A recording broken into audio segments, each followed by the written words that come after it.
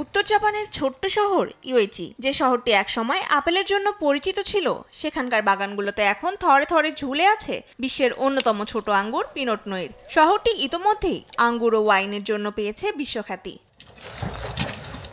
সেখানকার আঙ্গুর চাষি হিরোৎসু প্রায় 2 দশক আগে পারিবারিক আপেল বাগানকে রূপান্তরিত করে ছোট আঙ্গুরের চাষ শুরু করেন। আবহাওয়া উষ্ণ থাকায় আঙ্গুর চাষে দেখছিলেন লাভের মুখ, কিন্তু সেই উষ্ণতাই এখন পরিণত হচ্ছে নতুন চ্যালেঞ্জে। চলতি বছর অতিরিক্ত গরম ও অস্বাভাবিক বৃষ্টিতে ব্যাপক ক্ষয়ক্ষতির মুখে পড়েছেন তিনি।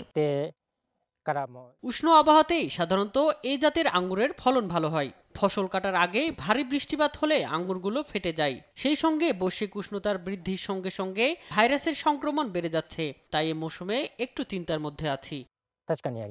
গত 3 দশকে উষ্ণ হয়ে ওঠা আবহাওয়ায় ইউএইচিকে একসময় পুরো বিশ্বের ওয়াইন প্রেমীদের নজরে এনেছিল।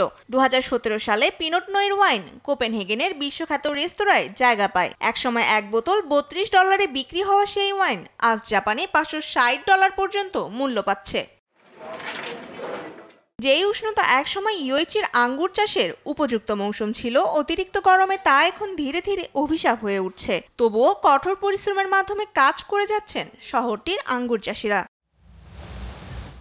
তনিমা ইসলাম, নিউজ ডেস্ক, দেশ টিভি।